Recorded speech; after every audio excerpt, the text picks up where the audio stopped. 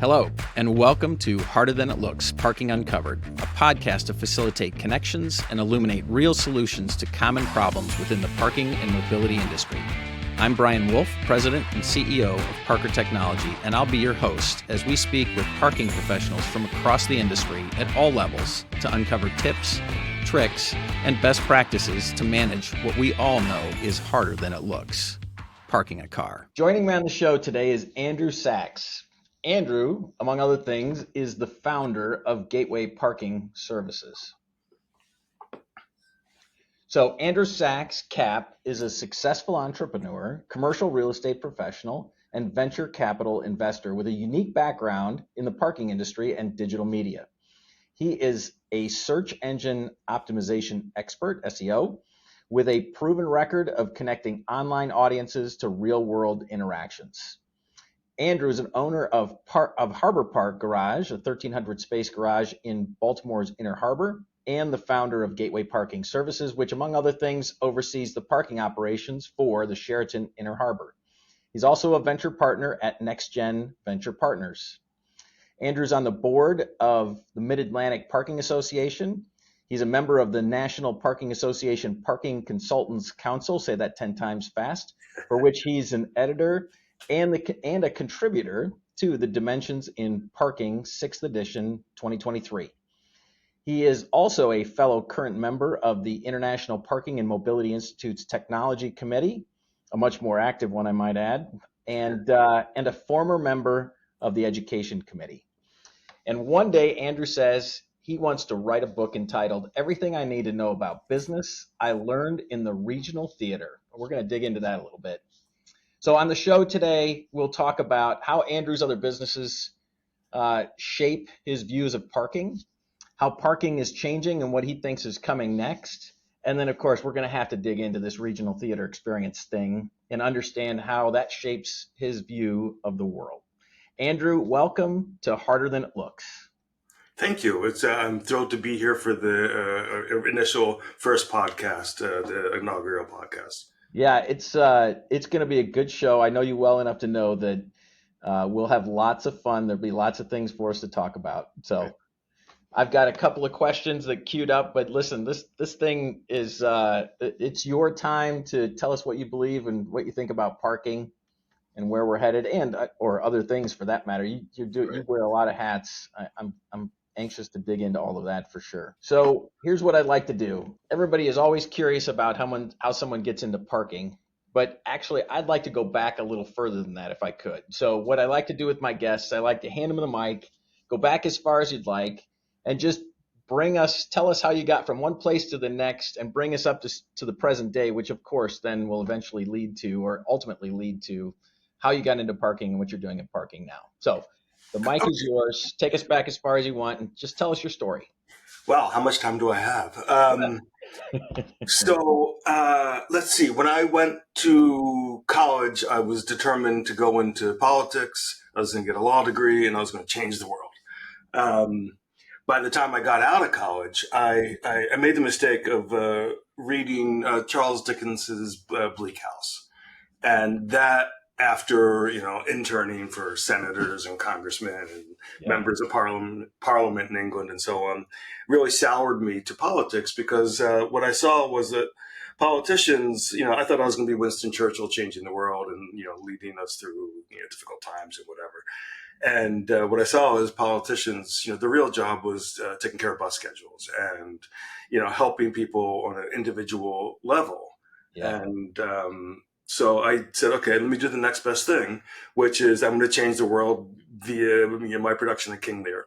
And I had done theater in high school, junior high school even, because tech theater, all the lighting and everything else, building sets, because I didn't want to be on the stage, and I certainly didn't want to be on a podcast. Well, I didn't know what that was then, but so what I realized is that was a career, So basically, I did the equivalent of joining the circus, and I went to work for regional theaters like Arena Stage in Washington, D.C., and the Walnut Street Theater in Philadelphia and the Cleveland Playhouse. And, I had a great career for, 10, 15 years. doing that. And what I learned is you can either get killed in the theater or make a killing in the theater. And I was actually headed on a good path. I mean, I worked with some amazing people and had some, great mentors. And I met a girl, and that kind of changed everything for me. She was also a producer. She's a film producer, and she had just taken a job in Los Angeles. I said, okay, got to follow the girl. I went to Los Angeles and spent the first year we were together apart because I was working on a movie back in the East Coast.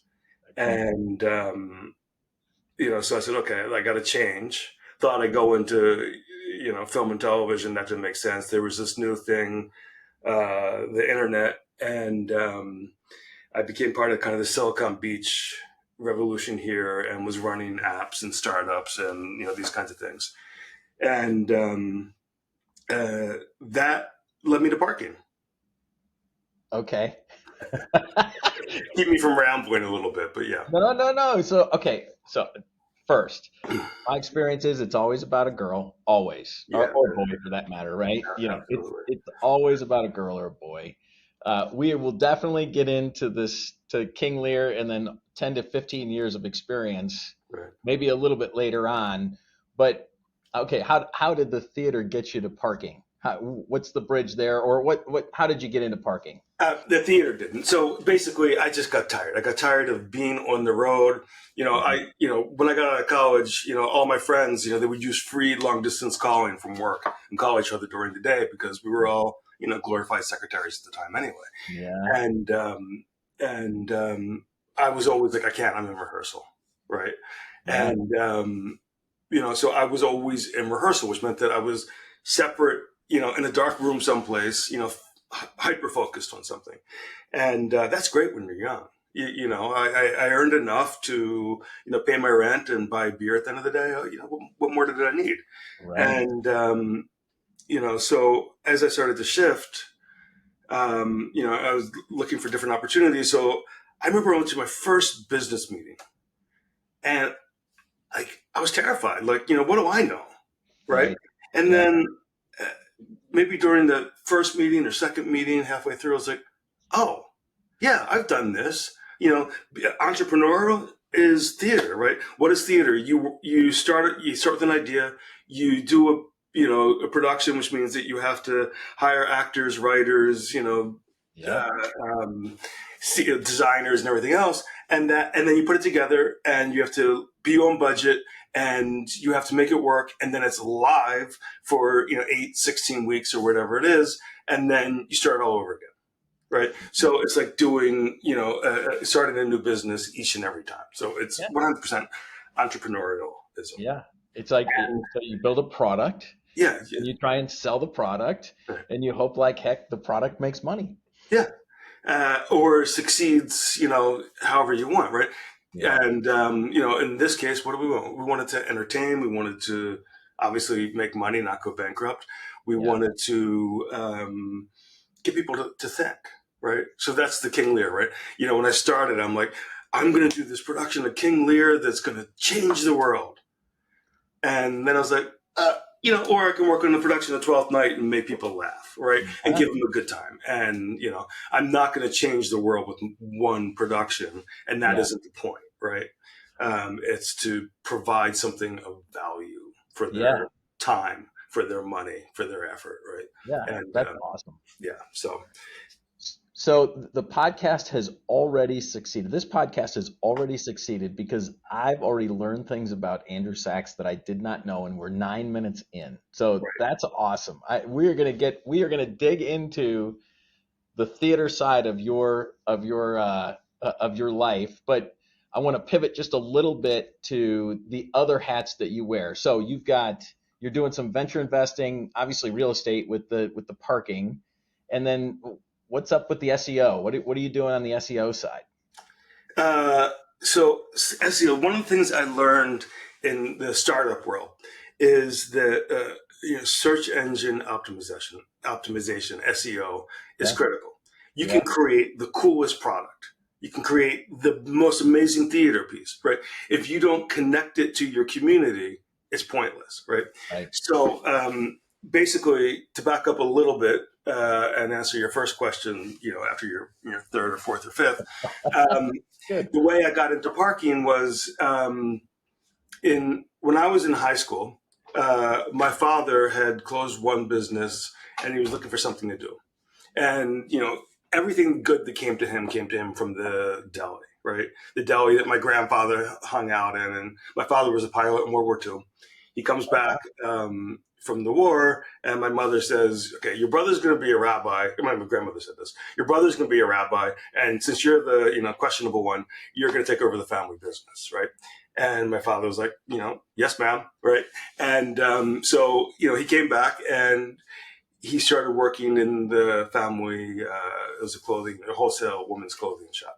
Okay. And he would go to the deli with my grandfather, and all of their friends in that world, they go, "Oh, let me help you out. I'm going to take you to the bank. I'm going to teach you how to get a line of credit." What's a line of credit, right? My father said he borrowed $5,000 and he was terrified. He paid the interest every month, and as soon as it was up, he just paid it back. He didn't use the money, right? He learned about banking from the help of his community, right? Yeah. And so when I was in high school, that shop kind of was killed off by the gaps and the world changing gaps, stores and whatnot, and the mall.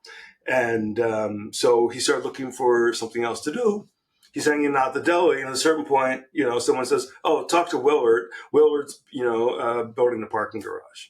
And Willard says, "Yeah, why don't you help me? We'll partner on this. We'll build this parking garage. I'll teach you real estate." Okay, and that's how he learned commercial real estate. And I remember he got a computer, which was new, personal computer then, and was doing spreadsheets and other stuff. And of course, I'd have to help him to put that together. So that spreadsheet was really the beginning. And one of the things I said is, well, if you're doing a parking garage, why don't you make it interesting? Do a movie theater there too. So they did a movie theater, a Universal. Was it Universal? Universal movie theater. Yeah. Sorry, United Artists. And United Artists. United Artists and the Chi-Chis. And they were the first time that both of those chains had done something in the dense urban core. And they both failed miserably, but the parking garage was a success. To go back to the day I was born, my father, who was forced into the family business, said, "Kid, you're not allowed in the family business." Okay, yes, sir. So I went off and did my own thing. Got into the theater world, joined the circus, got into the startup world, which is its own circus. And when my father was 87, he says, "I need your help." And I'm like, "I live on the other side of the country. I know nothing about your world." He actually had an office furniture dealership at that point. And your partner in that dealership doesn't want anything to do with me. And, and then I realized he really needed help. He was, he had early stages of dementia, and there was a big mess to clean up. Yeah. And so I helped him clean up that mess from afar. And there was this parking garage that, he had done that I helped him with the spreadsheets on. And I'm like, "Yeah, we're going to sell this." You know what I mean? It's dirty, it's run down, it's everything else. Yeah. And then it occurred to me, I can do something here. I can make a difference here. And I was walking through the parking garage, and it occurred to me that we're the gateway to people's lives. And we get, the office worker, office workers, but people went to the office to work. We get them for 5 minutes in the morning when they're full of expectation. They're getting excited. They're having their coffee like I am. And, they're going to get so much done today. And then we get them at the end of the day when nothing worked, they didn't get anything accomplished. The boss yelled at them, whatever it is. And like a cocktail, we're that bridge from the day work life to the night family life. And we can make that a great experience, or we can do just the opposite. Yeah. And just by not caring, sometimes we do the opposite, and we make it difficult on people. And our industry has a difficult relationship with the public because of that, right? People, I love telling people, like, "What do you do?" "I work in parking." What? And then of course they start telling you stories and whatnot, right? And so I forget what the question was, but that's my answer. Well, I was curious about the SEO Oh, piece. SEO. And See, I knew then we'd you go went to somewhere. back. No, it's Right. good because again, I have already this 15 minutes has already filled in so many gaps for me on you. Yeah. It's been awesome. I can't wait for everybody else to know you better than they probably do now. So So SEO is about connecting to community in a yeah, similar kind of way, right? yeah, And search engine optimization is training search engines, Google mostly, Bing a yeah, little bit, yeah, to show your information first. yeah, And if we're providing good, helpful, accurate information, then we're providing a benefit to the community, right? yeah, And people are always trying to juice what Google, shows first. And it used to be if you got that, first listing, you were gold. And then things have changed dramatically since the early days of Google. But one of the things I realized very early on was if you did a search on the internet for Harbor Park Garage, it gave you perfect directions straight to our business office like 12 miles away. It was not a good search. Let me fix this, right? So that yeah, was the first thing. And then then I was like, oh, more and more, this is what 15 years ago, people were, starting to say, oh, I need parking next to, right? You knew where you parked for work, right? You knew where your regular stuff was, but I needed parking next to when I'm going to a concert, a theater, a work meeting, or whatever. And if we can train the search engines to help us find our parking facilities, yeah, then that will be parking next to. Right.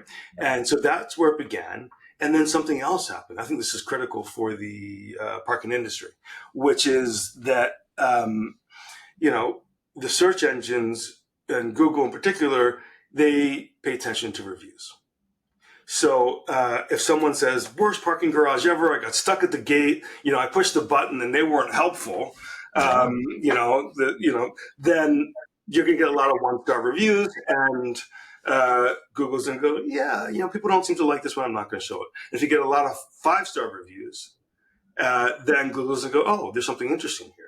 They're also going to be able to, figure out that, the first five reviews were you, your mother, and your grandmother. Right? yeah, right. And so that parking facility with a whole bunch of quality reviews, everyone's going to have some negative reviews. That's normal. But, Sure. mostly positive reviews is going to show a lot more often up higher than that parking facility with, 3 reviews and they're all negative or 100 reviews and they're all negative. Right. Yeah, yeah, And so Google is saying, we value customer service. yeah, We value businesses, be it parking, dry cleaning, movie theaters, restaurants, whatever it is, that value customer service. They take care of their customers. They respond to their complaints. They, thank them when they get a review, like all of that, right? And understanding that, that's SEO, right? yeah, That's how we add value to the Google search engine and the Bing search engine and benefit yeah. ourselves. So, so now I learned something, right? It stands to reason that positive reviews certainly, 20 years ago, 15 or 20 years ago, when Consumer Reports was still a thing, Yeah. right? They're saying, hey, the future is going to be where it's all going to be organic. You're going to get your opinion from someone's review, and you're like, Yeah. what are you talking about? How are they going to do that, right? Right. That made no sense. And then, of course, today, what do? I go to a hotel if I've never been there before. I'm looking at reviews, Right. especially like in Florida. Like if we're gonna go take a vacation and I'm picking some place that's obscure, I am looking at the reviews. And yes, of course, you'll have a few bad ones that the staff was rude, but then you start to get separate wheat from chaff, and it matters. It Yeah, matters. so it matters that way, but it also matters that, the options you see to even look for the reviews See are the that? ones that are successful, right? You're starting to. And if you're lucky, you don't have any competition, then who cares, right? You have a monopoly in the market, right? Yeah, And you get all the bad reviews you want, they're only going to see you and, great, have off. But yeah, everyone else, we have to pay attention to the reviews and the customer service, or we're not going to get seen, let alone giving you, the consumer, a chance to make that choice, right? yeah. Okay, so that seems like a pro tip. Hmm. But if you think about parking broadly, how many of your parking operator colleagues even value SEO or even value searchability and reviews versus the ability to connect good reviews to good search? Like on a scale of 1 to 10, where do you think they are? If you're a 10, where are they? We started at 0. Yeah, And now we're at about 4, and a half, right? That, yeah, companies are starting to pay attention to this. They're hiring people to help them with SEO, which you have to be careful because if you're going to do SEO for parking, you have to understand parking, right? I yes, look at my analytics and it's like, oh my, I'm off this month. Well, yeah, it's January. Of course I'm off this month because January happens to be a slow time for, my yeah, operations, kind of thing. So you can't look month to month. They care about like bounce rates. I love a high bounce rate. Come get the information, and get on. go because you're driving. You wanted directions, right? Where if I have the traditional SEO approach, like I got a shop, right? And I want people to come into my Amazon shop and I want them to, spend a lot of time and buy a bunch of stuff. And, that's important, right? Yeah, Or I got a newspaper and I want them to, spend a stay. lot of time blog and I want them to Yeah, spend a lot of time reading, right? I don't necessarily want them for a lot of time. So you have to understand the specifics and the intricacies of your industry, yep. or a one size fits all approach won't work. Yeah, that's so I would say that's the second pro tip. I've written columns about the fact that, you've got these technology companies, they come in and they think they're going to mop the floor with us. Yeah, And then they really struggle because what they miss is that expertise piece. yeah, and paying Everybody's a attention. parking expert. Yeah. I Well, can, I can everybody's a think of parking two expert. companies out of the dozens and dozens that I've met that have been successful, right? Yeah. One was Smarking, right? And Yeah. when would listen, right? I've never met someone who could listen so well. Because what's your problem, right? And I'd Yeah. see him talking to other people, and you could see him like listening, like wow, Yeah. right? And so he was someone that came from the outside Yep. and figured it out, right? Right. Yep. And the Accra guys, right? Yeah. E10, who you have a relationship with, Yep. um, you know, they came in from outside. They struggled. They have some great stories about their early days, right? I But then love they said, "Oh, okay, this isn't working, right? The traditional approach, but we've learned something about parking, and we found a need, and we're going to fill that, and we're going to Yeah. work on that aggressively, and we're going to connect to our community, right? Yeah. So, everything connects to community, and that's the point of the book that I'll probably never write about, business in the American theater. Yeah, everything connects to community. Okay, so yeah, you're right. So then, you've got guys coming in. If they're not sensitive to the fact that they don't know what they don't know, Yeah, they think they're just going to mop the floor with us. It takes some expertise. So you almost have to match the expertise with the capabilities, right? With the functional and the technical capabilities, expertise right. together to build a bridge, or it's going to be really tough. It's not impossible, but it's going to be really tough. Yes, absolutely, This right. parking business is a lot harder than it looks. Yeah, it is, and well, everything is, right? Yeah, fair Some enough. things look simple, right? Yeah, And but the devil's always in the details, and yeah, paying attention to those details. yeah. And so this is what I learned. The biggest lesson I learned in theater, and it was from a producer who was a Broadway producer and was a mentor of mine.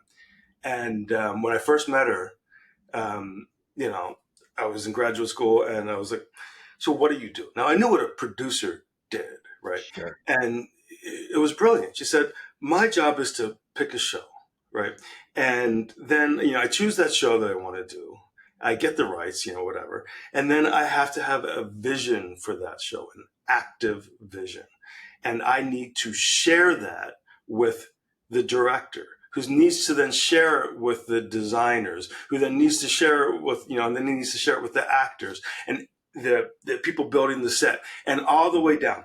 Yeah, And if the ticket taker at the end of the day can understand what that vision is in active terms, then that show is going to be a success, or has the best odds of being a success, right? yeah, And I was like, oh, and that's true for what I do. That's true for what you do. yeah, It's true, successful businesses are able to communicate in very clear, precise terms what they do in active terms, right? So, when you start a business, like, oh, what's the, figure your motto or whatever, Yeah. right? Yeah. And you can come up with clever stuff, but it has to be specific, and it has to be active, and it has to be something that the lowest level employee can understand. Yeah. Right. The guy who fixes your gates needs to understand this. Your parking attendant, or Yes. your operator who answers Yeah. the phones needs to be able to understand this. Yeah. No, that's really good. I like that a lot. I love that. All right. So I'm going to move slide just to the right.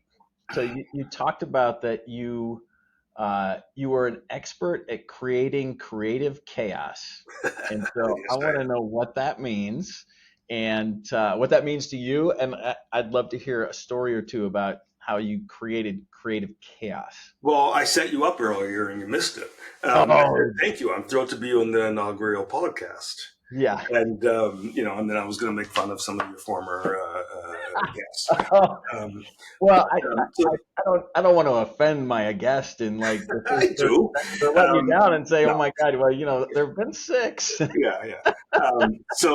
But that's kind of what I mean. It's Mm, engage, have fun. Like yeah, we're on this planet for a short period of time, right? And we are in a service industry, right? And so let's have some fun. You know what I mean? I did a presentation at MAPA or last year at the end of the year with Todd Tucker and Sarah from Accra, yeah, I was like, you know what? We can sit there and we can talk, and we have some important stuff to say, but let's have some fun. And I took this from a theater production that I had seen, where it was a comedy show, and they had balled up socks, and you could buy the socks, is how they raise money. And if you didn't like what they were doing, you threw the socks at them. So I got some soft. I had to test them, right? I got some soft plush little cows, and I yeah, ordered them, and we put them in front of every chair, and we gave our audience the ability to throw cows at us. nice. And it'd be like, first of all, I got like 100 of them, and they're all gone. I didn't even get one, right?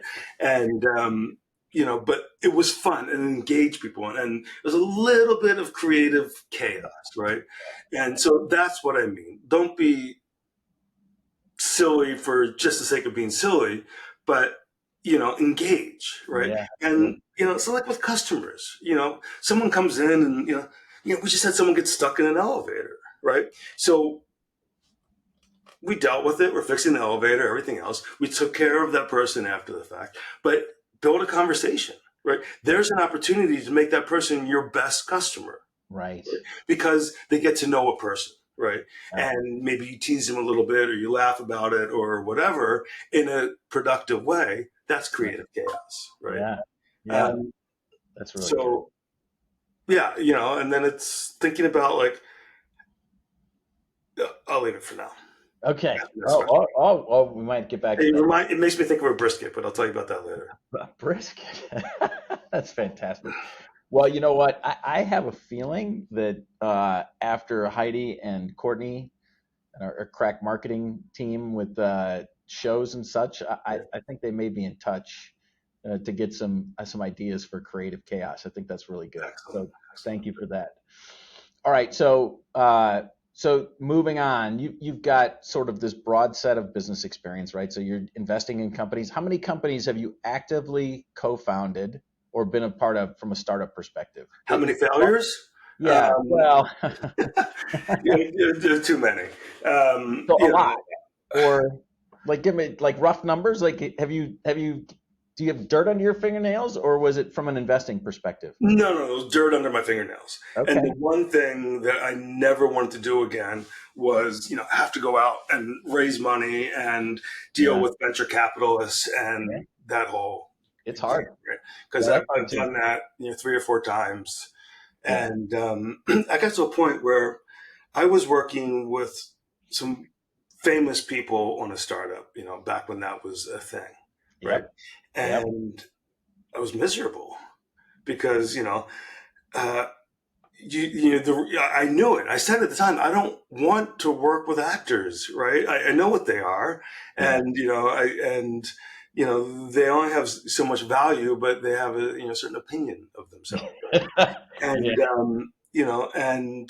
Yeah. it became really, really difficult to have these people as partners. And, we had something that was very successful in connecting to its community and engaging people and actually providing value, Yep. but they wouldn't see it. Right. And, we're banging heads. Meanwhile, I'm managing this parking garage across the country, and there I'm successful. Right. So I'm like, they're not listening to me here, but they're listening to me here. Right. Yeah. And that's when I'm like, I'm done with this. I never want to talk to the venture capitalists again. Yeah. So that startup wasn't Quipple, was it? No. Okay. It wasn't. It was a social video app. And, see, it was in many ways, in terms of the community, it was very successful. There were relationships that happened. People would meet and talk via video. And I was really the first one that did it video. We strung together these videos.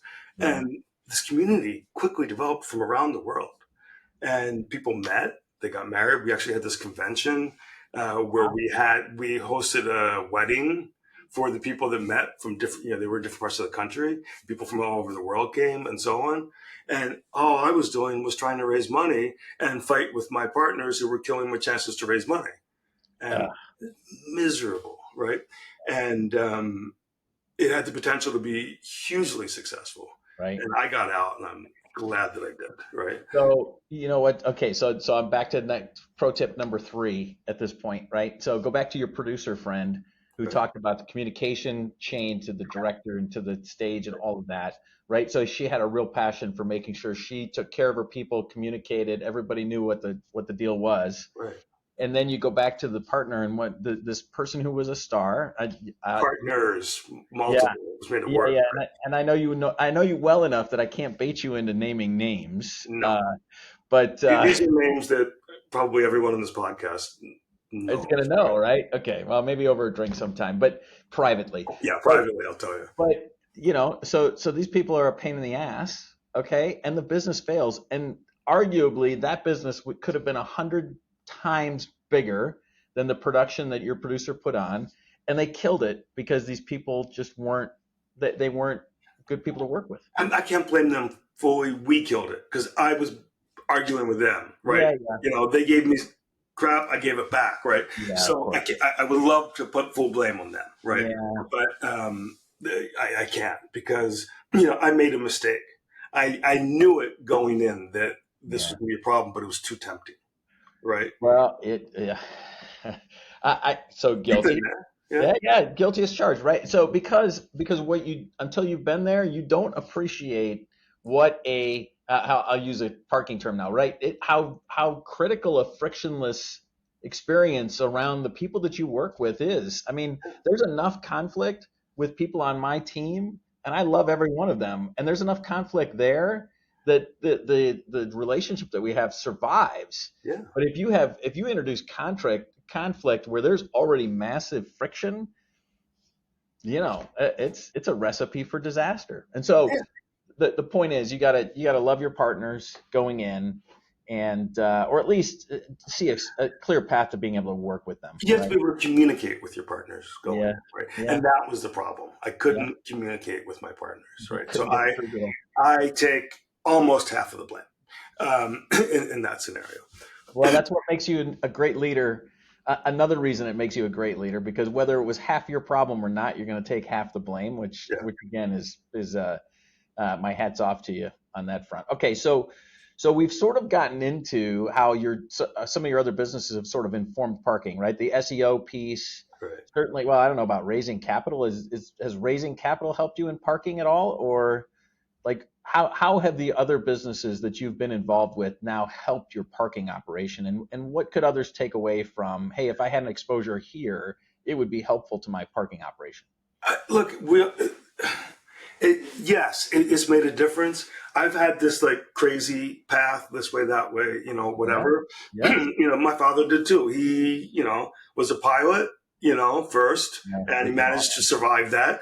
Then he, was just smart to dealer, and then he became commercial real estate. Then he got into office furniture, like what was behind you right now, and that kind of stuff. Yeah. And he was all over the map too, right? We're ADD, I guess, right? And so be a little ADD, right? It's whatever you do, you're going to bring to what you do next. Yes. And so don't go raise capital to learn how to raise capital so you can be successful in the parking business or, whatever it may be. Yeah. It's engage in the world, learn from what you do, and bring that to what you do going forward. Yeah. Right? I think that's the key. Yep. I love it. In fact, one of my favorite books is a book called Range. I don't know if you've ever read it. No. But Range, it's got a subtitle, but it talks about how some of the world's biggest problems were solved by people outside coming into it because they contributed different thinking, right? Yeah. And I can't remember the specifics, but all it did for me when I read it, and this was probably 10 or 15 years ago, is it gave me a license to not feel guilty about bouncing around, right? About going from life sciences to technology to parking, because all of those experiences you bring those experiences with you, and sometimes it is the secret sauce to solving problems. It's necessary. I mean, you can't get a degree in parking, right? Although Todd Tucker did somehow, but you can't get a degree in parking, and that's great because that means you got to do other stuff, right? You got to study other stuff. So when I was in grad school, I was teaching actors, and a lot of them were acting majors, and I'm like, you got to at least double major. You have to have a way of thought, right? And some of the most interesting actors I knew, were math majors, right? Because they thought mathematically about what they were doing as actors, or history majors, or whatever it may be, right? Yep. And you have to bring a way of thought, right? Yep. And a way of thought grows over time if you're paying attention, if you're listening to yourself. Yep. And so I think that's something we share, right? And so, yeah, you can bounce around, but you're not really bouncing around in here, right? Yes, your job title changes, what you do changes, but the way you do is, that's steady. Yeah, it's steady. Yeah.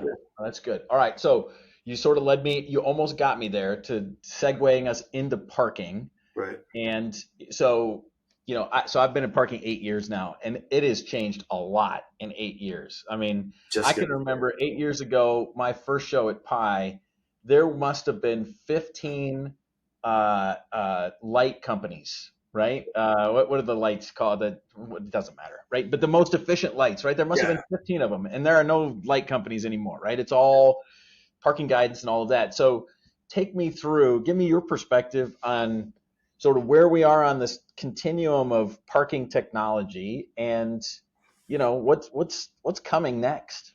AI, we're all AI companies now. Sure. Last year we were all EV charging companies, right? So where are the trends? I think parking, and I just wrote an article about this for IPMI, is just at the beginning of a massive change. Right. We were an industry that really did not change from 1950 to the year 2000. Right. Yep. And then, we have two events which we think were huge. The first is we discovered the computer park system, pay in the lobby. Right. And we're like, we did it. We've mastered the universe. We're done. Right. And then, companies now. And then COVID came and we're like, oh, there's this thing, the QR code, which has been around forever and no one, including myself, really know how to use. And then great, you know what? But if I never see another QR code again, I'll be happy. I don't want to go to a restaurant, pull out my phone so I can, have trouble reading the damn menu, right? Just bring me some food.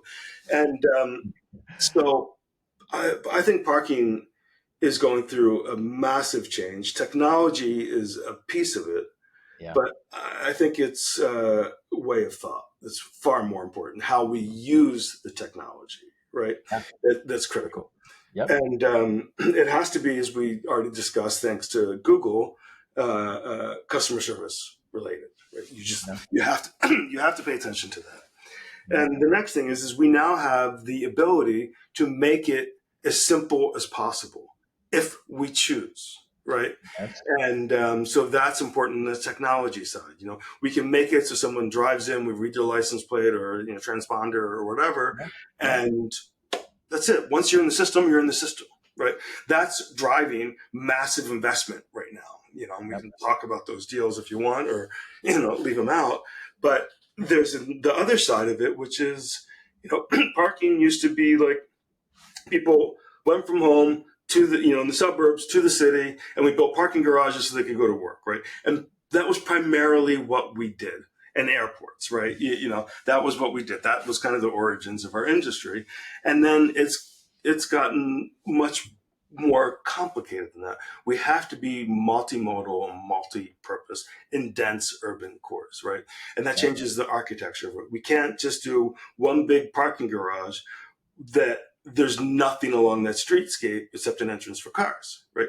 Shops underneath, or whatever it is, becomes important. How it integrates into the community becomes important, right? Do we put something on top and say, rather than just have parking on the top floor, we're gonna roof it off and we're gonna put pickleball courts up there, or a restaurant, or basketball, or whatever. Yeah. And so we need to think multimodal, right?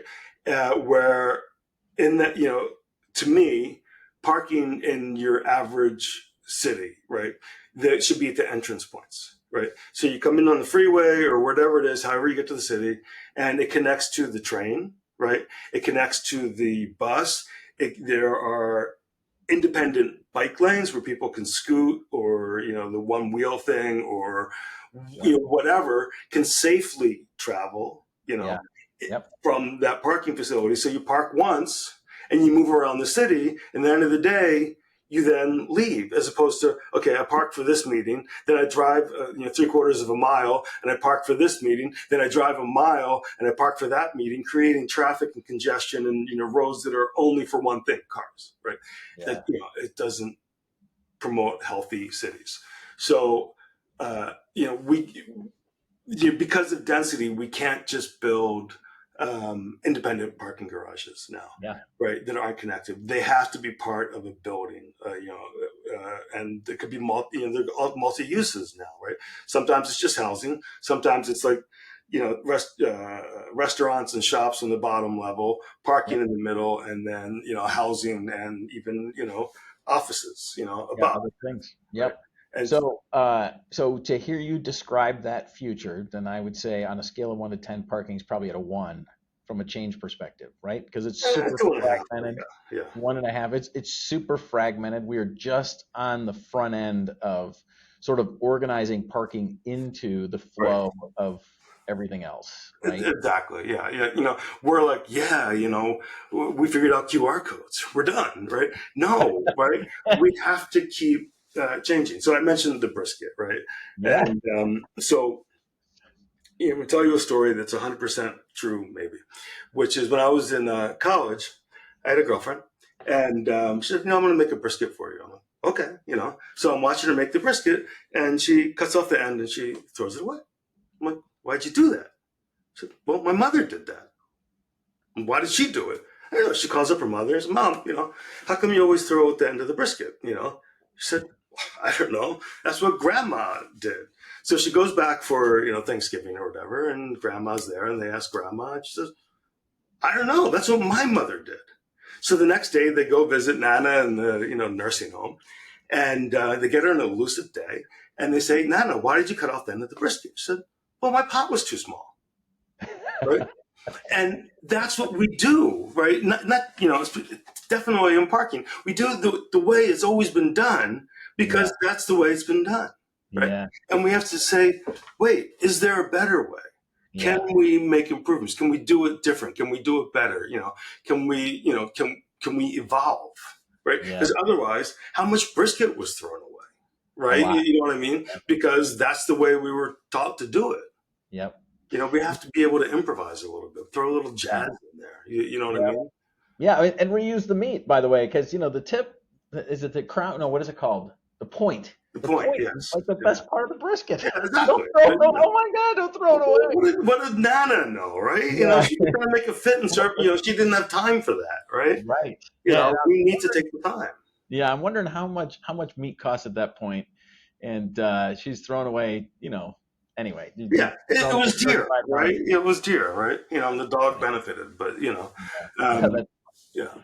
okay. So, So, all right, that's good. So I see the vision definitely. I mean, just look at how many third and fourth generation parking families there are, right? yeah, I mean, these traditions and these operations have been handed down. It's actually quite impressive that there's such deep history. But you're right, to sort of break the trend, figure out why Nana threw the other half of the brisket right. away, and try and break the mold and sort of turn the crank and find new ways Yeah, to so and you see that, the success. That's why they're third and fourth generation, right? Because yeah, each generation is saying, "Oh, let me make this my own. Let me, yeah, connect this to our new community," right? And so the world is shifting in massive ways, right? yeah, Uh, Demographically, you know, rich countries, Italy, South Korea, Japan, we're getting older and we're not replacing, the right, birth rate is below the replacement rate.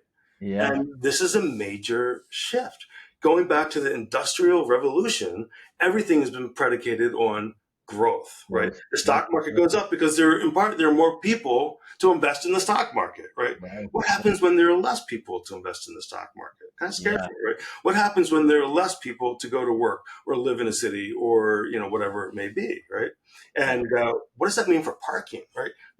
That we're getting grayer, right? Do our spaces need to get bigger so that, when I'm 92 and I'm trying to drive into my space, I don't do a whole bunch of damage? What's the change? That's probably not the answer, but what's the change? We have to think about the future, yeah, not just like, how do I make money tomorrow, but yeah. how do I remain relevant the day after tomorrow? Yeah, so we could be here for hours. I'll try not to be here for hours, but that is another big challenge for the parking industry, I think, because it is such an on-demand thing. So Yeah, the poor guy that you are forcing to think about tomorrow knows that he's got to cope with 1,300 cars in 15 minutes, right? yep, Or whatever it is. yeah, And so, these operators are coping with the fact that they got to park cars and then they yeah, got to deliver a great customer experience, because then the SEO will go to hell, right? yep. At the same time, they got to figure out how to think in the future, and it's a lot. It is a lot. There's a lot of demands on their time and their headspace just to get things, just to get through the day or get Yeah, through the yeah. week. Yeah, literally just to understand what's happening in our marketplace right now. Right, Yeah, there have been huge investments yeah, with money from outside into our industry, right? And rounds of this, right? And what does it mean for the parks equipment dealer, right? right, When in this changing world, right? yeah, What does it mean for the operator? What does it mean for the parking attendant? yeah. Once upon a time, we just needed someone who could do basic math, right? You were Right. here 2 hours, right? That's $2 an hour. That's $4. Thank Right. you. Take cash. Put $3 of that into their pocket. Put $1 into the till, Yeah. and open the gate. Right now, we need parking attendants that can figure out complex parks computers that connect to multiple aggregators, right, with 100 different rates and discounts and everything else, and you got 22 seconds to get them out the gate or you're getting a bad review, right? Yeah. You didn't put a smile on the face. You wasn't a good gateway experience. Yeah. Yeah. And No, yeah, so everyone, it's not just the top, it's at the bottom, right? it is Their definitely. messaging has to go through, right? Yeah, it's definitely on the front lines for sure.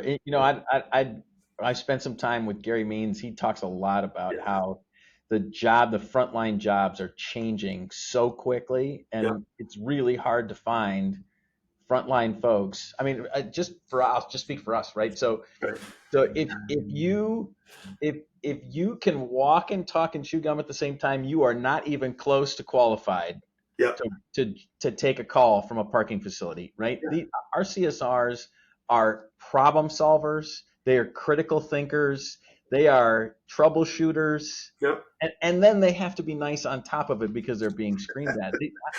I try and tell them all the time, right? These are not normal. These are not entry level jobs. They are performing up-leveled skill.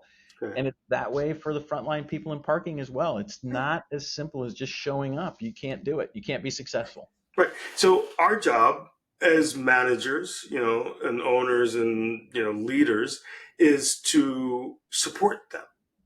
Right. Yeah. There's this was it was an Aaron Sorkin show. I think it was called Newsroom. We sat in a newsroom, Yeah. and there's one show where the lowest level person makes a huge mistake, right? And their immediate supervisor goes, "What the hell were you thinking?" Right? And then when the next level supervisor comes, they say, "My fault," not the intern's fault, right?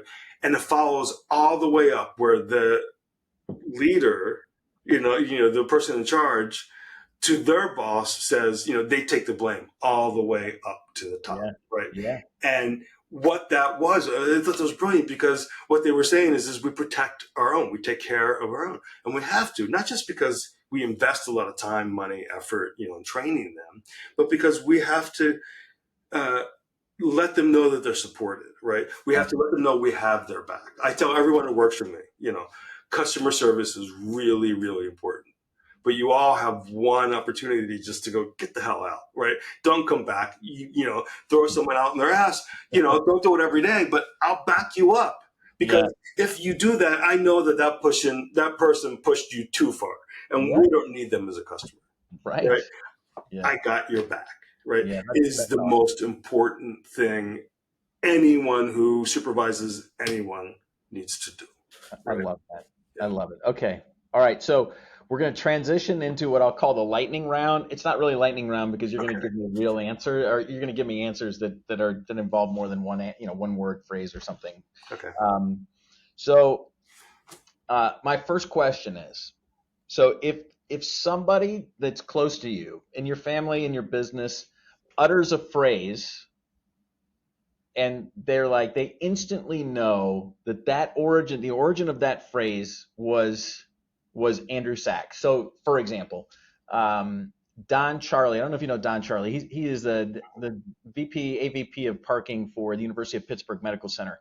Okay. He talks about how everybody wants to park under their desk, right? Just hilarious, right? He's like, hey, everybody wants to park under their desk, of course, and and we get it right away. But if I heard that somewhere else, I would know instantly that the origin of that phrase, that catchphrase, was Don Charlie. What are you known for? What's the catchphrase that everybody knows Andrew Sachs for? Fuck if I know. No, I'm sorry. Okay, maybe that's it.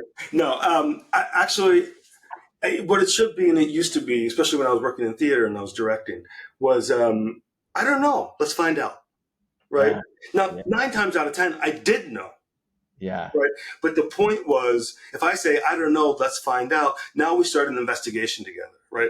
Mm-hmm. And I can get you to the point where, I would have an actor after like 3 weeks of working with him goes, I got an idea, and I'm like, that's great. And I'm like, I've been trying to get you to that idea for 3 weeks now. Right. You know what I mean? So I don't know. Let's find out.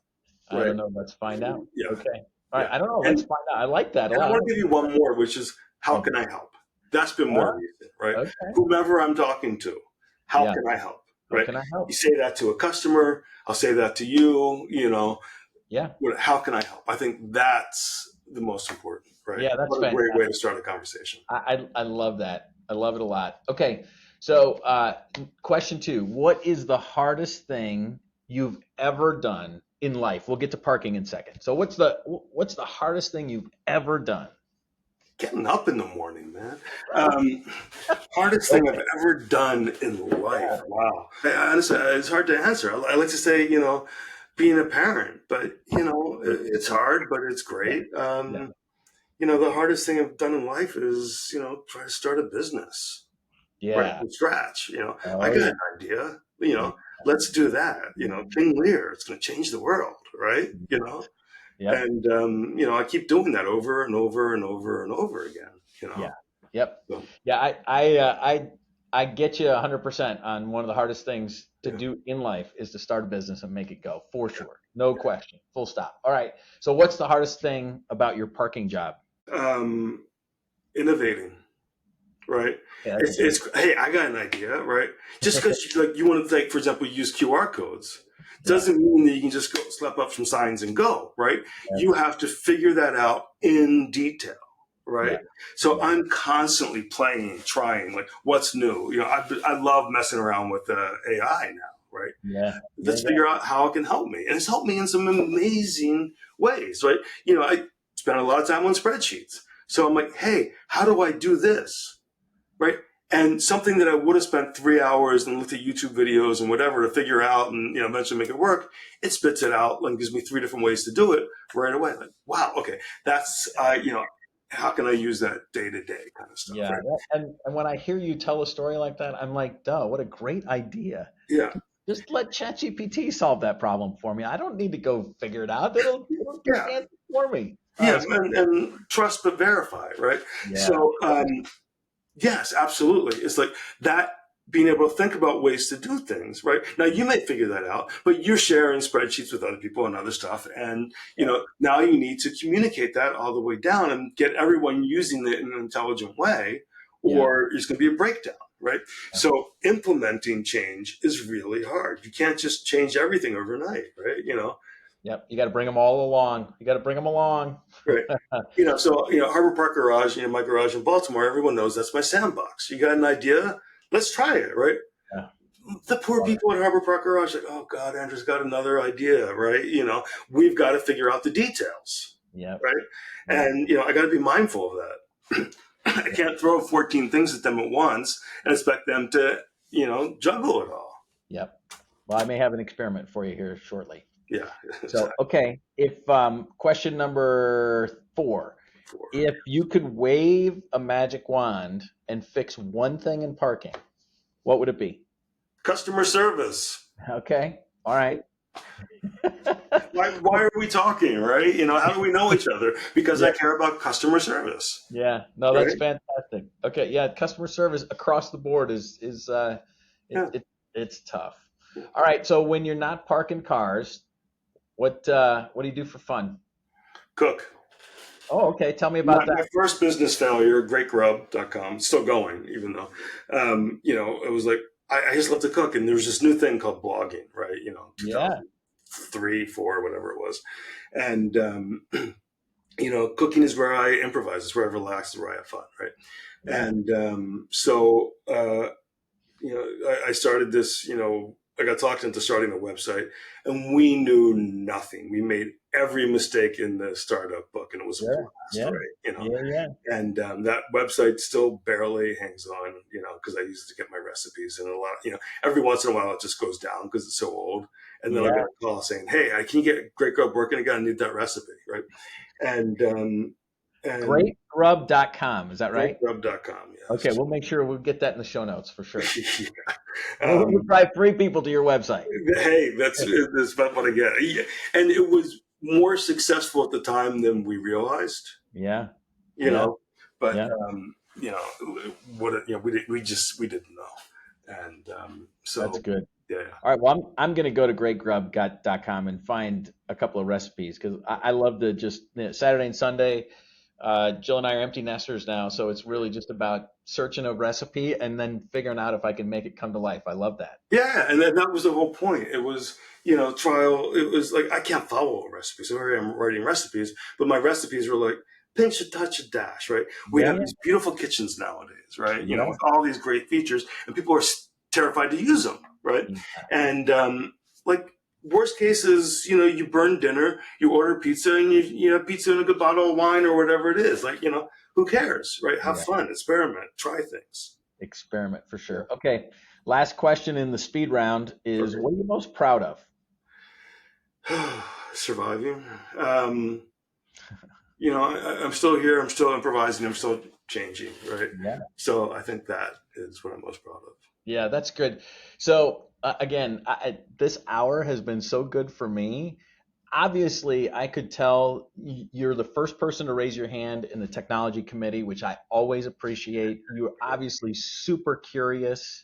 You're pushing the envelope. I can see that. I can see the wheels turning all the time. I have a basis for now why that is. And the next time we see each other, I'm going to buy you a drink and we're going to to talk about this theater career of yours because I'm dying to hear stories about I got all kinds of stories. I'll bet you do. I work with some fascinating people. Yep. Yeah. I want to hear all the stories for Yeah. sure. Okay. All right. Well, we're going to wrap it up today. Thank you so much. Actually, I'm going to put you on the back burner. Uh, Producing a live show might actually be a good segment to Harder Than It Looks. So what we try and do is the first segment is about parking, but the second segment we try and do something that's that is also harder than it Well, looks. I've always wanted to do Shakespeare in the Park, so maybe Okay. we'll do that. Shakespeare in Yeah. the parking We garage, can right? talk about doing Shakespeare in the Park. Well, hey, thank you very much. I appreciate all of your, obviously your time, your enthusiasm for parking. I appreciate your business, of course, Okay. and your friendship. It's been great to spend an hour with you. Welcome back to segment 2 of Harder Than It Looks. As you know, in segment 2, we try to expose the parking world to other things that are hard and to give you all a little perspective that you're not alone doing a hard job. So today on the show, I've got Nate Spangle.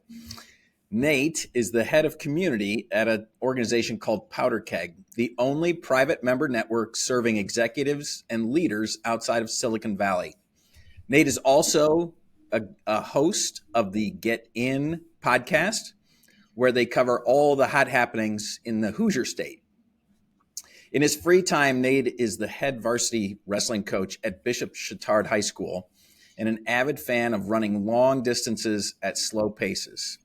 We are definitely going to dive into the wrestling program for sure, but we might also get into a little bit about running long distances very slow because I'm interested. So, Nate, welcome to Harder Than It Looks. Brian, thank you so much for having me, man. I'm excited. Long-time listener, first-time guest. This is fun. I'm humbled that you would say that because, you know, anytime that you're listening to a radio show or a podcast or watching a TV show and somebody calls in, they're like, long-time listener, first-time guest. So that's good. Thanks for indulging me. Absolutely. So, all right. So we're going to talk about the reason we're together is I was watching, I believe it was Wish TV. It might have been WTHR. Okay, so it was THR. Oh, so you hit the big time. So THR is sort of the gold standard here in Indianapolis, and they were spotlighting all the work that you had done for the wrestling program at Bishop Chatard. And so I'm like, you know, that looked like it was hard, and we're looking for segment 2 guests. And so I told Courtney we should get Nate on the show, and she's like, that's a great idea. So maybe you could start and tell us how you came to be the head coach of the varsity wrestling team at Bishop Chatard. Yeah, it's a fun story, right? So back in 2019, I had just graduated from DePauw. I was on the football team there. I always say I didn't play football. I was on the team. Okay. Okay. But I had wrestled all my life. Wrestling was like, I was better at wrestling, but DePauw didn't have a wrestling team. I loved the school. I was like, let's go there. I'll be on the football team. It'll be fun. But then when I graduated, I was like, man, I need to get back around to Matt. My wrestling coaches were two of the most influential people in my like developmental like high school era. Like it was awesome. They poured in so much above and beyond what like a normal coach or teacher does. And I felt like I needed to repay that favor. So there's a gym here in Indianapolis that does like sports performance. It's where I had trained all through college. The guy that founded it is Graham Wilkerson. He is a Chatard grad. So I went to him and I said, dude, does Chatard have a wrestling team? I'm looking for a place to coach. I'm like in the neighborhood. It's like 5 or 6 minutes away from my house. Can you introduce me to the coach? He was like, man, like the team is, it doesn't have a ton of like participation, but if you really want to do it, like I'll make an intro. And I was like, yeah, man, like absolutely. Like I love Chatard. The community's great. The football team is amazing. So there has to be some good athletes on the team, right? Like, yeah. And he made the intro. I was an assistant. So 2019, I had graduated in May and started like, I was the only assistant on the team. So me and the head coach in that November is when I started my first season. I was just like, hey, when I showed up for my first practice, there were 7 kids. There's 14 weight classes on a wrestling team. We had 7. It went like all the lighter weights, and then it stopped at like 160, and then there was a heavyweight. Okay. So like, the heavyweight didn't even have a partner. So I became the heavyweights partner, and I just like worked with him. His name was Alex. I still remember first season, he was a senior. He ended up at Purdue, not to wrestle, just to go to Purdue. But I worked with him like every day because there was no partner for him. And at the time, the team practiced in the gym. They had to roll out wrestling mats every day. It just wasn't very like wrestling's already not super fun. Like you don't play wrestling, right? You're a wrestler, you wrestle. It wasn't very fun, I would say. And you have to roll out your mats every day in the gym. The like freshman basketball team is like on the other side. Like you're on one half of the gym. The freshman basketball team is on the other half.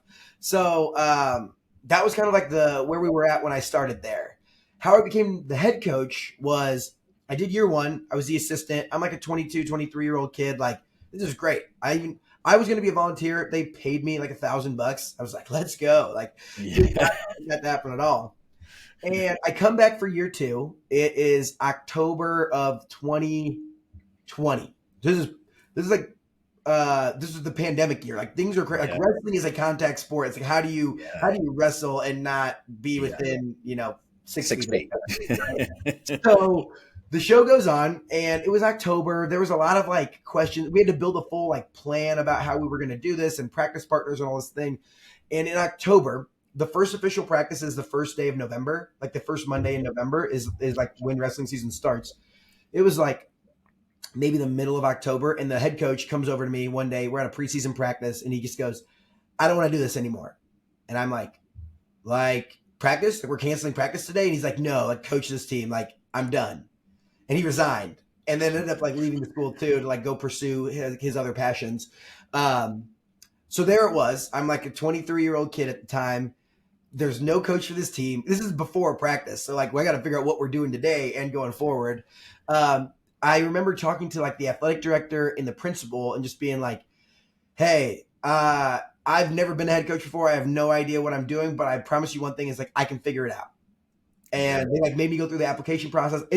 There were 7 kids. Like it's not a very desirable job. Like it's not like they were like jumping at the bit to like go get the next like Nick Saban here. So I ended up going through the application process, the interview process, and I told them like, "Hey, again, like I can't promise you anything except for I'm going to figure it out, and the kids are going to work hard and have fun."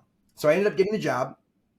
I had to go like hire an assistant coach. Like I had to go interview assistant coaches and find someone to join this program. And I was like, I have no money. It's not like I can sway them with like our huge budget. It was like, "Hey, here's my vision. I want to build a state championship team. It's going to take us a few years to get going, but let's do the dang thing." And I ended up getting Shane Ryder, he's the director of communications for the Indianapolis Indians. So also like not a teacher, both outside, both had wrestling backgrounds. He's from Iowa actually. So he has like wrestling is like in his DNA. Yeah, for sure. And so that's how we took over the team back in 2020 and have been rocking and rolling 4 years later. That's awesome. Okay. So the original head coach on that day, he said, "I don't want to do it anymore." And he walked out. He was basically, "I'm going to talk to the athletic director. Like I'm done." And just was like, he just didn't have the passion for it. And that was his thing. Like he was like a kind of an interim, like fill-in coach for a year, like keep the program alive. But he was like never super passionate about like, "Hey, I want to build something great here." It was like, I don't want the program to fold, but I also like, you need to find someone new. And there weren't a lot of people coming in that wanted to do this job. Yeah. Okay. All right. So before we go forward with Bishop Chatard, I want to back up. You said, I want you to, and maybe you were conscious about it, but shouting out the 2 coaches that coached you and made a big impact on your life. You didn't name them, and that's fine if you want to leave them anonymous, but I want I want them to get a little shout out. Absolutely. Oh, yeah. Okay. So there's 3 in total that really like made the biggest impact. Ron Brown and Matt Arvison were like the 2 they were like co-head coaches of our high school wrestling team. And then Jason Thompson was the assistant. And those 3 like poured so much into me and my teammates. We were from a small 1A high school up in Northern Indiana, like 65, 70 kids a graduating class. But they really like latched onto our wrestling program. We had like 7 or 8 like wrestlers that were going through the program at the same time. And they just went above and beyond. Like they weren't just teaching us how to wrestle. They were like teaching us how to be like functioning, productive members of society and like all these life lessons through the sport of wrestling. And I just have so much credit to give to them. And I still text them. Like before I took the job at Chatard, I literally called both of them and Jason. And I was just like, "Hey, how do I do this whole head coaching thing? Like, what advice do you have? Because they were young at the time. They were probably like 28, 29 when they took over, maybe 30. So they were like young enough to like still connect with the players, the wrestlers. And I still like get mentorship from them all the time. It's great. Nice. All right. So, okay. So you gave those guys a shout out. That's great. They formed you into men. I have never heard an athlete not talk about their coach who made a huge impact as almost like a father figure, or as somebody who taught them to be good young men, not just good wrestlers or football players or what have you. So that's awesome. So I would imagine that probably shows up a little bit in your style. But before we go there, that's question 3. So give us a sense for the progress you've made in 4 years. Yeah. 4 years later, we took over the program and had 7 kids and a 3-19 record as a team. Okay. Year 1, we ended up getting 14 kids out. We almost filled every weight class, but a couple of them like were on the same weight. So 14 kids, so doubled participation. Yep. And we went 12-13. Then year 3 was when, again, that was like year 1 was we took over the program in the middle of October and the season started in November. Yeah. Then for year 2, we had a full like off season, got to make it fun. We had 22, 23 kids and we went 22-6 that year. So year 2 was great. We had a great group of freshmen that came in. Year 3, we had a harder schedule because we changed some of that up. We went 20-6. We had 25, 26 kids last year. This year we went 17-5 on a much harder schedule and had 30 kids and a girls team the last 2 years. So like the girls team kind of like shaped its own thing. It's like the fastest growing sport in Indiana is women's wrestling. Is it really? Yeah, it's. Okay. I mean, because you go from 0 to over 1,000 participants this year. We have our own coaches for the girls team now too. I kind of like oversee both teams, but really have like girls coaches working directly with our girls and then working with the boys. So it's been the biggest measurement of like success for us was participation. Yeah, for like, sure. If we can get kids out there that want to work really hard, that want to be part of what we're building, like the wrestling is going to fall into place. The wins will fall into place just based on having kids excited about the program. Yeah. So that's kind of like our 4-year, if you want to look at the numbers, that's like our 4-year metrics of what we track. It's like wins and losses as well as participation. Yeah. Awesome. Congratulations. That is, now I know why you were on THR. So I saw the story. I'm on the treadmill. I got a podcast in my ear and I'm just watching the video. So when I saw you, I didn't have a chance to actually listen to the story. So I figured I'd get it live. There you go. That's awesome. Okay. So you almost quadruple the participation, and maybe you are over quadrupling it now. And as you said, the wins and losses would take care of themselves. So those 5 losses, I'm guessing you talked about up-leveling the program every year. So who is the mountain in Indiana for wrestling? Oh, okay. So there's 3 programs that kind of stand on their own that we don't wrestle, that they're just like, they're nationally ranked. That's Crown Point, Brownsburg, Center Grove. Those are like top tier, excellent programs, like spectacular. Yeah. The next level that we're like working on catching up to, I call it a rivalry. It's not really a rivalry if you haven't beat them in 50 years or something like that. But where we're shooting for is Cathedral. Cathedral is a really good wrestling program, lots of tradition, lots of history. They kind of like are just down the street a little bit from us. Yeah, for sure. And working on, I mean, they have won the city championship, which is kind of like a big gauge for the best cities like or the best teams in Indianapolis. So they're a top tier team. We got them back on the schedule. We're closing the gap every single year. They're in our sectional. They're in the city. We have a duel with them. So they're the team that we're working on overtaking. That's kind of like our big mountain that we're looking to conquer. That and Roncalli, Southside.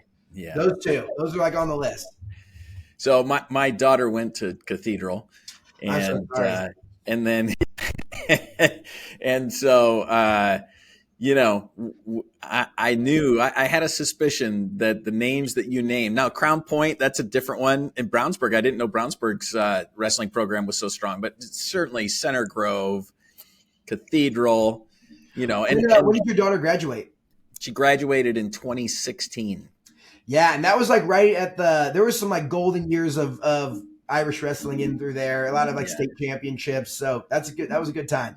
Yeah, no, they were. I mean, so she came in as a freshman. They won the state championship 3 of the 4 years, but by the time she'd gotten to her senior year, they were all the way into 5 or 6A. I don't know how many classes there are anymore, but they were playing schools that were so much bigger than them. Yep.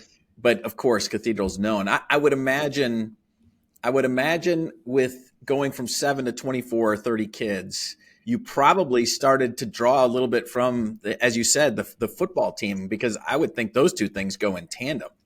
Yes, and that was like our big like first initiative, right? And this is the fun part. So our staff of coaches, there's 7 of us in total now after 4 years, and only one of them is a teacher. Okay. So like we bring these principles of like, hey, we build like a goal, and we get like customer feedback, like we get feedback from the parents, and like surveys go out, and like we run this thing like almost like a business organization, which is different than like the normal sports team, I would say. Yeah. So when we set like our first goal, like I know Christopher Day, Toph, talks a lot about like your BHAG. Like you set that big goal at the top, right? And like our goal is to beat Cathedral, right? Like that's just plain and simple there. But our first thing was like the initiative we were gonna do was like let's marry with the football team. Like we didn't have very many football players that wrestled. How do we prove to the coaching staff at football to like send the wrestlers our way? And after like, luckily the head coach of the football team is a DePaul alumni, which is where I went.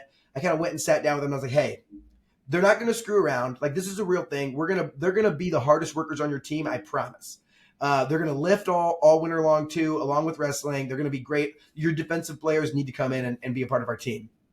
So finally I got him to trust us. He's already sent us some kids, and like there was a meaningful difference of the football players that wrestled, especially on their defense. Like we're leading tacklers. We're playing football in college, but also being a part of a wrestling team. Like I remember the first year we were able to swing two kids that had never wrestled, maybe since like middle school. Sure. But their first 3 years, they were both seniors. I like out there giving them the sales pitch, like guys, come help us out, be a part of the wrestling team. It'll be fun. Yeah, we'll work hard. It'll be great. They gave us a chance, and they went from never wrestling in high school 1 year with us, and they were both regional. So you start in the sectional. They were both regional qualifiers as seniors, which is like a hard feat to do if you only have like 35 or 40 practices throughout a season. So that was kind of like the first little bit of buy-in we got from the football team. And then we just started like getting more and more. And now 8 of our 14 weight classes are filled by a football player. And they're excellent. Like they're great football players and they're great wrestlers. And that's also the Chatard experience, right? It's like you come there not to be a specialist. You come there because you want a full high school experience. If you want to play football, if you want, like last year we had the mascot who was also in the plays, who was also on the wrestling team. Like, nice. He did a little bit of everything. Yeah, that you got to have that. The specialization is killing these sports, and I get why they do it, because they got to compete with all the other specialists. But when I was in high school, you could play all 4 sports if you wanted to. You could do everything that you wanted to, and the coaches were more accommodating. So it sounds like you're doing that. Yep. Okay, so if you had to pinpoint, I mean, after all, the show is harder than it looks. If you had to pinpoint 1 or 2 of the hardest things about building the program to this point, what would you say were the hardest things to do? The first hardest thing is being okay as the head coach. It's like checking the ego and being okay knowing that like I don't have to be the most knowledgeable person in the room. Like I have 3 college wrestlers. Like I have a Big Ten wrestler on my staff. Like he wrestled at Purdue for a couple years and is in there like teaching technique. It's like I did not do that. Right. And being okay of like I don't have to be the expert in every single thing. I just got to put the pieces together, put the right people in the room, get the kids really excited and motivated to come out, and give them all the opportunities we can. But that was the first realization, and that was what I was kind of scared of. I had a little bit of imposter syndrome at first of like, I'm a 23-year-old, like I'm closer to these kids' age than their parents' age, Yeah. It's like, are they going to respect me? Are they like, and am I okay being like, I wasn't a college wrestler. So like I wrestled my whole life, like know a ton about the sport. Like I'm an avid student of the game per se, but like being okay to bring in the top tier coaches that wrestle at the next level that are exceptional at what they do. So then I can be exceptional at the things that I do well, like market the team, recruit the football players to come out and wrestle for us. Yeah. So that was like the first thing that was hard to do. And I had to do like some talking with my high school coaches about like, man, I don't know if I know enough to do this. And they kind of like talked me through it. It's like the higher you get, and you probably know this as like, right, you're a CEO. It's like you might have been a really good salesperson. The higher you get, the less sales you're probably going to do and the more all the other things you have to do. Like though I do way less coaching, like hands-on coaching now, and more like logistics of bus schedules and things like that. Yeah. No, that's great. What a great answer. I did not. So as I was writing the questions, I was sort of checking through like, and thinking about the answers I might get. I did not think I was going to get that answer. So that's really good. And that's an ear jerker pro tip, right? Out of the gate for sure. Okay. So what was the second hardest thing? The second hardest thing would be,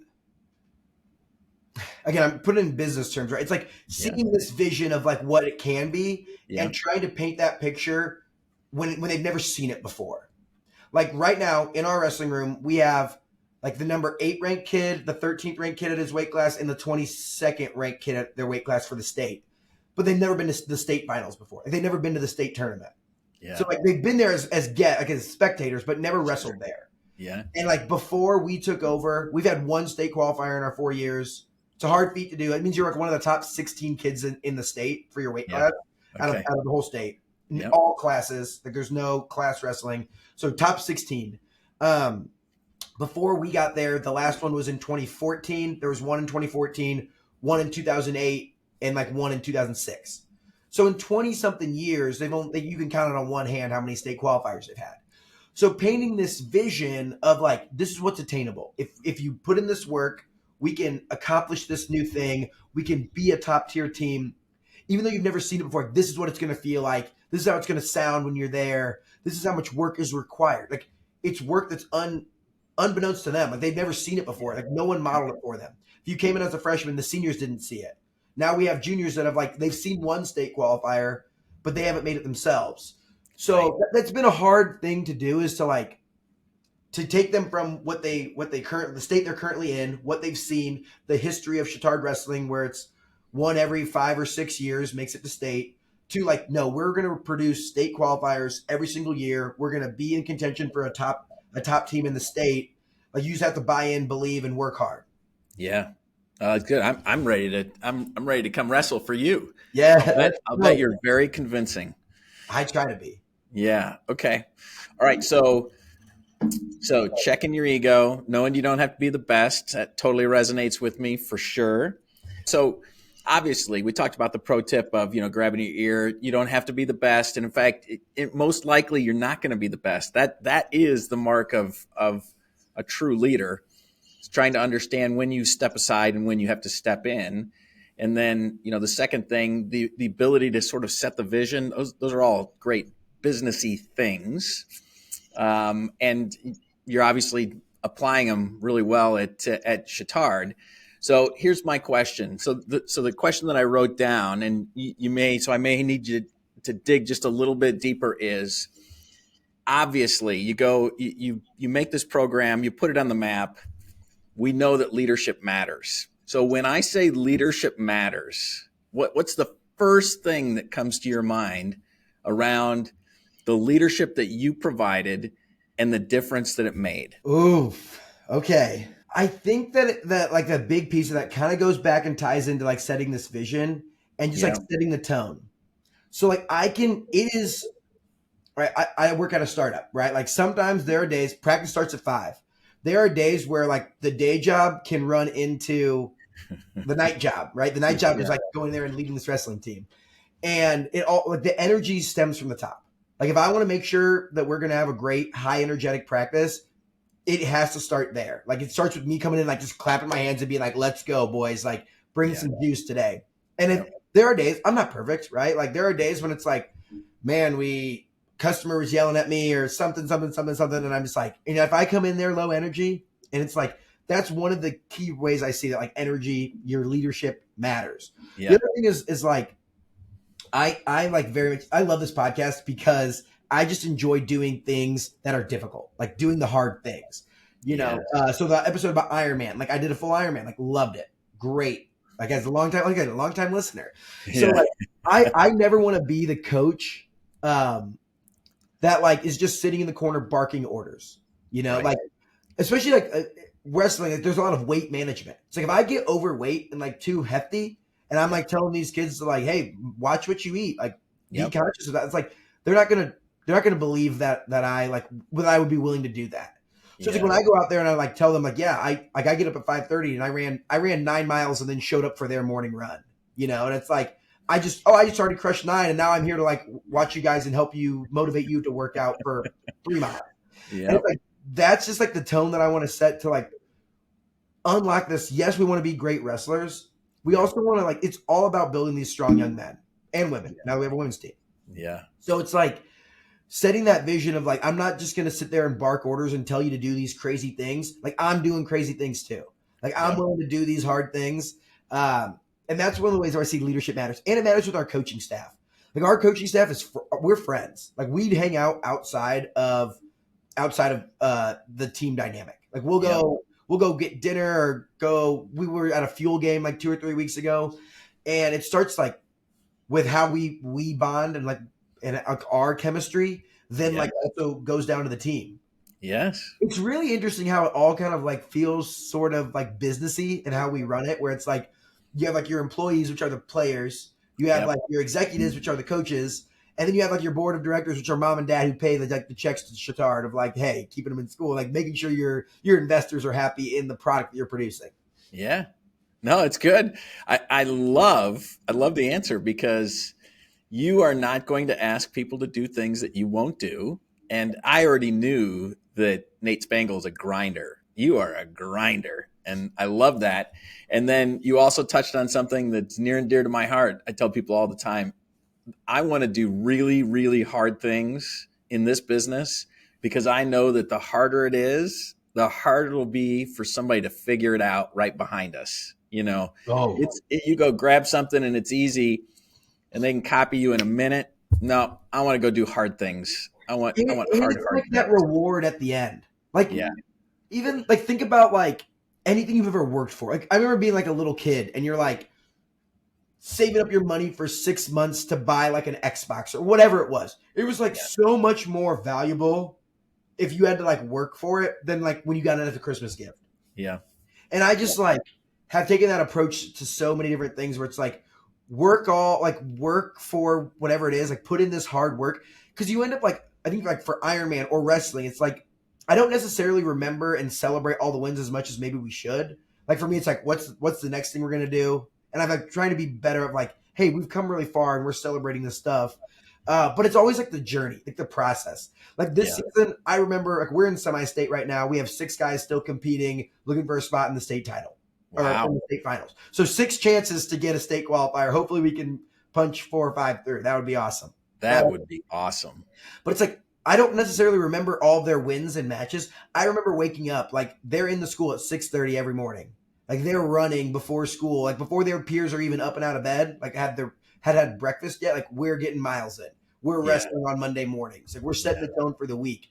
Those are what I remember, like the hard work that's put in. And it's like the wins are a product of that.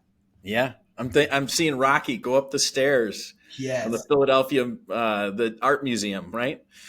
That's the putting the hard work in is so important. I commiserate with you a little bit about celebrating the wins. I'm not very good about celebrating. I have tasked others to help me figure out ways to celebrate because the mountain just keeps getting bigger in front of you. And but you also have to stop and you got to stop and smell the roses. You got to let people appreciate where they've been. Yeah, absolutely. And I think that's one of this like being a part of this wrestling team. I know there's a lot of people that like to talk about like the younger, the TikTok generation or whatever. And it's like, if you lead these kids, like if you're willing to go there and show them and be a model for that, like they're willing to work hard. Like they put down their phones. Like there's no phones in the practice room. No one's scrolling. Like we're working hard for at least 2 hours a day. And a lot of people like to complain about like, oh, this generation, we're screwed or whatever. And it's like, no, just like be a good model of like what I saw, like from my coaches who like were a good model for me. Yeah. And it's like I get the opportunity to be a model for them, and hopefully one day they'll be a model for the ones coming up behind them.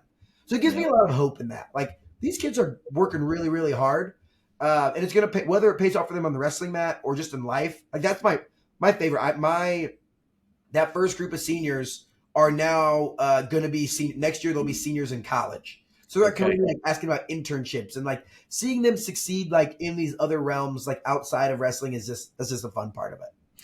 Yeah, Nate, you at the risk of making you sappy, you are now that coach to these kids, right? You're now that coach. It is. I'm sure it's humbling. It's a responsibility that I like don't take lightly because my coaches didn't take it lightly. But it doesn't end at graduation, or it doesn't end like when the final loss happens. We haven't had any state champions. No one has ended their career at Chatard on a win in a long, long time, like maybe 1974, something like that. It's like at some point they're going to end their career with a loss, probably. And I think that like knowing that it doesn't stop there, and it's like I'm always in your corner. That's like my big thing at the end of the seniors. I'm always in your corner. That's like a big like the wrestling mat. It's like you have the circle and then there's a corner. Down there. Like whatever you need, I got you. Always in your corner. That's great. Well, I like anything that you do, you exude passion about that thing. You're famous for that. I admire you from afar and up close for your passion. So thank you for that. Let's just take a minute to talk about running long distances very slow. My guess is you probably don't run long distances very slow, but you probably feel like it's slow. So you mentioned you ran a triathlete, but I suspect there's probably some extreme distances in there too. So I'm now, after doing Ironman, I did it last April. I've made the shift. I'm getting into ultra. Okay. So like that's like anything longer than a marathon. So I've ran 2 marathons so far, and I'm gearing up to run the full Monon in June. Which is like a 50K, so like 31 point something miles. They drive you up to Sheridan, like up at the top of the Monon, and you run downtown to the garage. Wow. That's been fun, and it's very difficult, right? Because a lot of times I think that people want to, when you're running, you want to like push all out, and it's like playing the long game, going long distances at slow paces, like being present, nutrition, all these different things that you talked about on the triathlon episode. Yeah. It's been it's not just physically difficult, it's like mentally difficult. From the perspective of like, how far have I gone? How's my heart rate doing? Like all these different, like, I don't know, you talk about flying a plane. It's like, you're almost like doing that personal inspection of like, do I need to fuel more? Do I need to slow down to get my heart rate back down? Like, what are my vital signs? Like all those different things so that you can produce like a 31-mile run over the course of, 5 hours, 4 hours. Like that's a long time to be active. But you can't, if you lose it early in the beginning, it's really, really tough to get it back throughout the run. Yeah. So you said so many really important things. So I'll start with the last one. If you lose it in the beginning, it's going to be tough to get it back. And so, think about in life and in work, you lose it early. It's tough to get it back in school, right? So many people, right? It's like they start off sprinting, like whatever they're doing. It's like things are really fun at the beginning because it's new and it's fresh and it's exciting. You get that new job and it's like, great. The first month you're like, let's say you're an SDR, right? You're making 150 calls a day, and then you get 150 no's one week or whatever. And they're like, oh, this sucks. This is hard. I don't want to do this anymore. Mom, pick me up. I want to go home. Yeah. And it's like if you lose it early on and you don't persist through that, it's really hard to recover it back. Yeah. Yeah, no, that's good. And then the whole pace thing, the tortoise and the hare story resonates with everybody for a reason. And it's all the little things that you do along the way to get further. It's not about getting there fast. It's about getting far. And so that's awesome. That's fun. So, all right, you're going to run a 50K, but you've already done a full triathlon? A full Ironman, yeah. Okay. And did you go to Hawaii or did you do it? No, I did not qualify for Kona. I went to Texas. I was just outside of Houston. Okay. Last April, where we did, me and my buddy has even crazier. I was already kind of like working out. My buddy he's a farmer in northern Indiana. He went from the tractor to Ironman in like 5 months.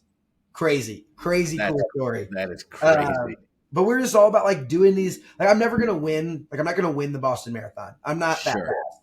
Yeah. But like the idea of doing these long endurance sports, like running up, like my end goal, at least right now, like I want to run this 50K, as like a training run to do a 100-mile race. Like that's the end goal, is to get there to do 100 miles over the course of like, I think it's like a 28, 30-hour race, and do one of those. I think that's just like, it's just crazy. No one cares about your time there. Like when people say like, I could say I ran 100 miles in 48 hours or 24 hours, and either way you're going to say like, that's insane. That's insane. Like that's the thing that I'm excited to do. In fact, I was in California this week. I met the CEO of a company called Honk. His name is Michael Back, and he just did 100 miles. No way. It was like 31 hours, he said. And that. Do you know which race it was? He's from Canada, so it might have been in Canada. That's awesome. I can send him a note. I can put you guys together if you want to pick his brain. Oh, I'm always about that. That's so fun. Like I just think that it's just so impressive. Like it's just a feat. Because it's 31 hours, like you're active, you're moving, you got to like fuel. There's so many things to worry about besides just the running, which is so cool. Yeah, that's awesome. Okay. All right. I'll hand the mic back to you. What question didn't I ask you about how hard building a wrestling program is that I should have asked you? Ooh, now that's a question. That's like an inception of questions. Yes. I don't know. I think that there's like a thread to dig on of connecting with whether it's like my wrestlers or your athletes, and just like ways, like it is different. Like a lot of times people think about old school wrestling coaches that like show up with a whistle and are the meanest people imaginable. And I would like to believe I'm not like, I can like flip a little switch and get like really, really intense, but I'm never like the angry, like I'm like a happy guy, you know? Yep. And I think there's a thread of like breaking that stereotype. Like what our team does really well, like we're all over social media. We're like promoting the heck out of our wrestlers. Like I would say we do it better than, just as good, if not better than any program in the state of like marketing our wrestlers, marketing our program, like, because that's what they like. Kids like that. They like to put stuff on their Instagram story that like show their friends winning and all that fun stuff. So I think there was a thread of how we've broken the stereotype of like old stuffy wrestling coaches that are mean and angry to like fun, energetic. Like again, you don't play wrestling. Like you wrestle. It's not a game. It's difficult. It's very hard. But we can make that like hard work fun in the ways that we do that. So that would be my only question. Yeah, no, so that's really good because that going back to sort of me wargaming, the answers to that I was going to get are just sort of digging under the covers. I have this picture of the old mean wrestling coach, and just in business, striking a balance between good enough and no, I want better, and trying to be serious while you're also trying to have fun, right? Like, where are all those lines? Because to me, that those lines are they're it's hard to strike a balance. For me, I'm either I guess it takes a lot to get me mad, but I want to set high expectations and I want people to achieve, but I want them to have some balance too. It's not all or nothing here. Absolutely. So I can see you wrestling with that boundary as well, which is really good. Good play on words there, wrestling with that boundary. That was good. That's a seasoned podcast host right there. That's just a lucky podcast host there for sure. Well, it's been good. It's been fun. I have learned even more about you as an individual, as a person. I already knew that you were super passionate. You dive in with both feet all the time. I could tell from afar that you're a grinder. I love that too. I mean, to be successful, you got to be a grinder. So, and I can tell you just got a huge heart, which is, I've always known that. So I appreciate that more than you know about how big your heart is. So thank you for joining me. Thank you for all your help on the podcast. I appreciate that very much. And we'll just get better. I mean, building a podcast is harder than it looks too. You're telling me, man. Absolutely. Hey, I know you're a Cathedral family, but we're coming, man. We're coming. I'm a Cathedral family. I also I'm a Brebeuf family, so I'm on both sides of you. Oh, but I had to drive right by some of my fondest days are with my daughter driving her to Cathedral, right past Chatard. There you go. Oh my goodness, One Direction and school and journalism. It was. Those are some of the best days of my life, truly. I love that. So, all right, Nate, thank you. Cool. Appreciate all that you do for us and for the community, and especially for those boys. You are changing their lives, and you should be so proud. Okay, that's a wrap on this episode of Harder Than It Looks, Parking Uncovered, presented by Parker Technology. Please leave us a review if you liked what you heard. Make sure you tune in next month as we continue to uncover tips, tricks, and best practices to manage what we all know is harder than it looks: parking a car. Bye for now.